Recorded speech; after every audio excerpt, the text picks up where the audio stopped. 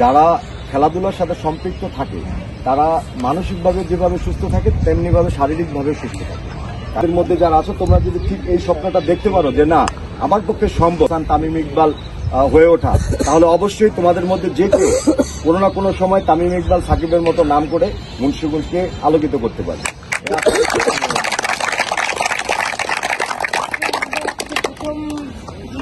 আগে করতেছে ছয় ভাই